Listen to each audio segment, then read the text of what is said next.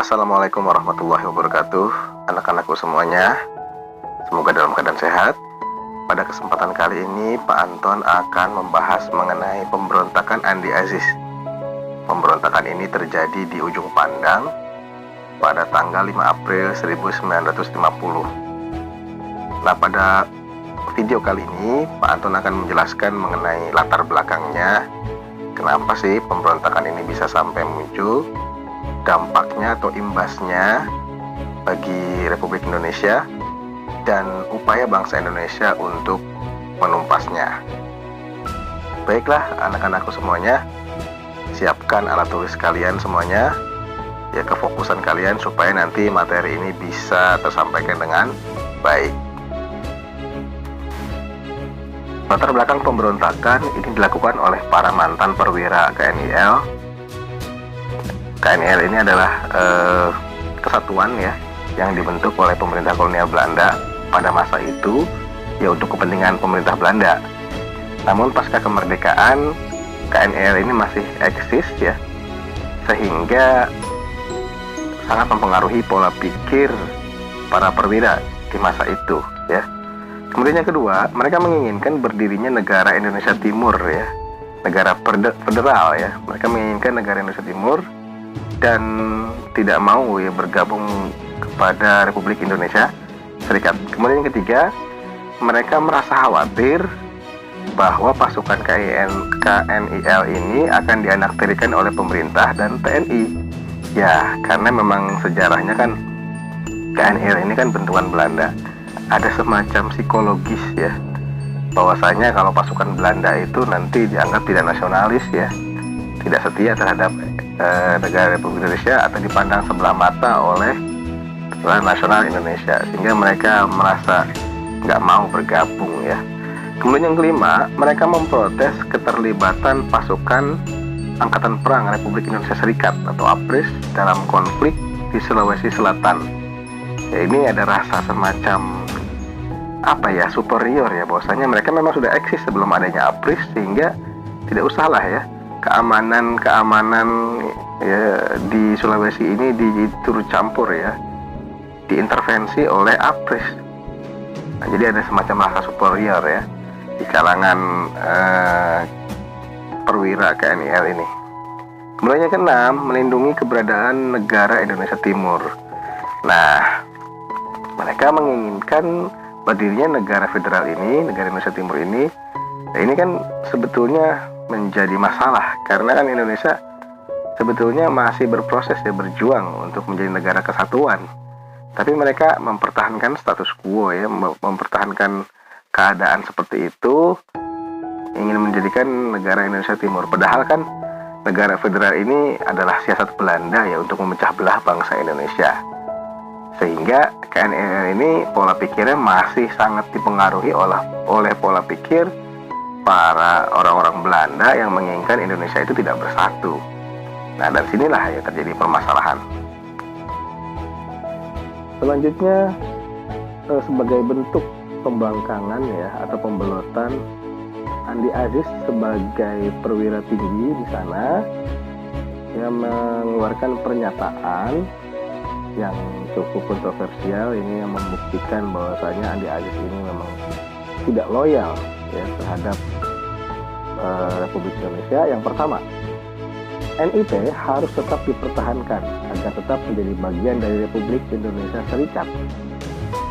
Kemudian yang kedua, penyerahan tanggung jawab keselamatan daerah NIT diberikan kepada pasukan KNIL yang menjadi anggota APRIS, dan anggota yang bukan berasal dari KNIL tidak perlu ikut serta. Nah, ini ya, rasa superior itu masih ada, sehingga dengan cara seperti ini kan seolah-olah pemerintah pusat itu tidak memiliki wewenang terhadap daerah-daerah sekitarnya. Nah, ini kan cukup berbahaya. Nanti dia akan menguasai tempat tersebut dan bisa saja nanti kan mendeklarasikan diri secara otonom, tidak ada campur tangannya dengan Republik Indonesia Serikat. Nah, ini benih-benih separatis ini yang muncul seperti ini, sehingga ini ditolak oleh pemerintah Republik Indonesia.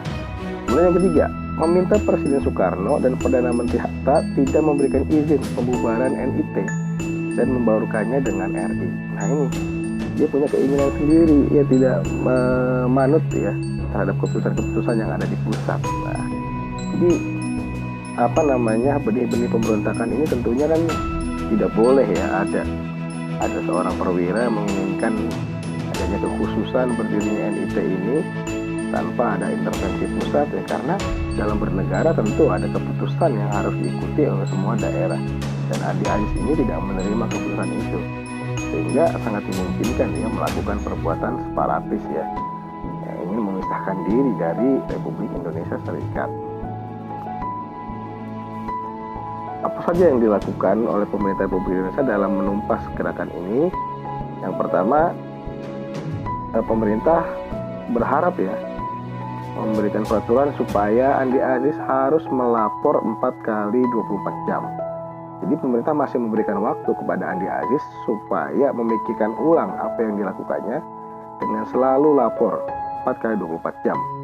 Kemudian yang kedua, pasukan yang turut serta diminta menyerahkan diri dan membebaskan tawanan.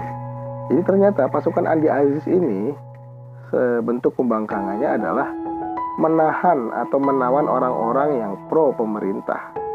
Nah ini kan sangat berbahaya. Beberapa orang ditahan ya di sana, termasuk para petingginya seperti gubernurnya ya ditahan di sana. Nah ini kan sangat berbahaya. Kemudian yang ketiga, pemerintah mengirimkan pasukan ke Sulawesi Selatan di bawah komando Kolonel Alek Kawilarang untuk melancarkan operasi militer. Karena pemberontakan ini dianggap masif membandel ya belum juga selesai, akhirnya pemerintah mengirimkan operasi militer di bawah pimpinan Kolonel Alek Kawilarang. Dan akhirnya pada tanggal 15 April 1950 Andi Agis terpaksa ke Jakarta, namun karena terlambat melapor akhirnya dia dibekuk dan dihukum sebagai bukti pertanggungjawaban atas segala perbuatannya. Nah, kalian nanti akan saya kasih tahu bagaimana sih sampai akhirnya Andi Agis ini bisa ditangkap. Ya, kronologisnya akan saya jelaskan di slide selanjutnya. Jadi ketika pemberontakan Andi Agis ini berhasil ditumpas, jadi memang melalui proses panjang. Yang pertama, dimulai dari tanggal 5 April 1950, Andi Agis menyerbu markas APRIS ya. Jadi markas APRIS diserbu. Kenapa diserbu ya? Karena mereka memang tidak suka ada tentara di Sulawesi ya. Kemudian pada tanggal 8 April, pemerintah meminta Andi Agis segera datang ke Indonesia dalam waktu 2 kali 24 jam. Masih diberikan waktu lagi. Kemudian pada tanggal 15 April, Andi Agis terpaksa datang ke Jakarta. Dia terpaksa datangnya karena memang mendapatkan tekanan, akhirnya datang. Dan datang pun ke Jakarta akhirnya juga terlambat kan, akhirnya kan dibekuk tadi ya. Kemudian yang keempat, pada tanggal 21 April 1950, pasukan TNI berhasil mengambil alih Sulawesi. Jadi meskipun Andi Agis sudah ditangkap, tapi kan pengikut-pengikutnya masih berkeliaran ya di Sulawesi, sehingga perlu upaya untuk meredam pemberontakan di sana. Pada tanggal 26 April 1950 di bawah pimpinan Alek Kawilarang ini, pasukan APRIS berhasil mendarat di Sulawesi Selatan dengan tujuan mengorbankan semangat nasionalisme di Indonesia. Jadi memang pada masa itu membangun semangat nasionalisme itu sangat penting sekali, apalagi bagi anggota-anggota KNIL yang dulunya dalam sejarahnya mereka dihidupi ya, mereka diberikan fasilitas oleh Belanda, sehingga rasa nasionalismenya memang perlu dipupuk ulang ya. Mereka masih dualisme loyalnya antara pemerintah sebelumnya atau pemerintah yang baru ini. Kemudian pemerintah berupaya membangun nasionalisme itu ya, namun dihambat oleh pasukan KNIL dengan provokasi-provokasi yang mengobarkan kebencian, sehingga ya tentu tidak bisa dibiarkan oleh tentara Republik Indonesia ya, tentara nasional Republik Indonesia, sehingga harus ditumpas. Nah ini kan membentuk ya sebagai bukti bahwasanya memang sebagian besar tentara KNIL di Sulawesi itu masih tidak pro dengan kemerdekaan Indonesia. Kemudian pada tanggal 5 Agustus 1950 terjadi peperangan ya antara Angkatan Perang Republik Indonesia Serikat dan KNIL ya. dan akhirnya dimenangkan oleh Angkatan Perang Republik Indonesia Serikat. Dan akhirnya orang-orang KNIL ya semuanya diblokade ya. Blokade ini artinya dihambat ya pergerakan mereka, sehingga gerakan ini bisa diselesaikan, bisa ditumpas, bisa diredam, dan Sulawesi diambil alih kembali ya menjadi pangkuan Republik Indonesia Serikat, dan negara Indonesia Timur bubar ya. Jadi tidak ada negara Indonesia Timur. Jadi demikianlah ya pemberontakan-pemberontakan yang terjadi di Sulawesi yang dikomandoi oleh dulunya ya pejuang ya Andi Aziz ini, yang menginginkan negara ini menjadi federal, yang menginginkan berdirinya negara Indonesia Timur. Namun langkahnya dianggap keliru, salah, karena tidak menunjukkan loyalitas kepada Republik Indonesia yang memang masih berjuang ya dalam mempertahankan Republik Indonesia ya. Jadi pada masa itu memang Republik Indonesia itu belum NKRI, masih Republik Indonesia Serikat, yang kemudian kan di masa depan akan berubah menjadi NKRI dengan mosi integral ya. Insya Allah nanti di pertemuan selanjutnya akan dibahas apa itu mosi integral. Jadi hikmahnya apa? Jadi pada masa itu memang loyalitas tentara itu masih sangat rawan sekali ya, karena pengaruh-pengaruh Belanda ini cukup kuat ya, mempengaruhi pola pikir para perwira-perwira yang memang dulunya dilatih oleh pemerintah Belanda ya, pemerintah Belanda, sehingga rasa loyalitasnya ini masih perlu dipupuk ulang.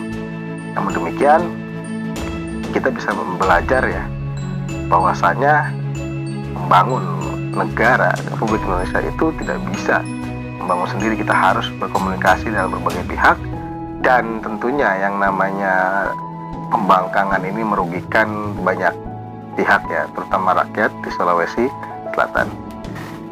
Insya Allah Pak Anton akan membahas mengenai PRRI ya, pemberontakan PRRI yang di Padang. Kira-kira apa sih sebabnya PRRI melakukan pemberontakan ya, pemberontakan PRRI Permesta ini kita akan bahas sedikit demi sedikit. Semoga kalian semakin paham. Kalau kalian bingung, silakan kalian bertanya ya di kolom komentar Edu Fikri atau YouTube Edu Fikri. Sekian, terima kasih. Assalamualaikum warahmatullahi wabarakatuh.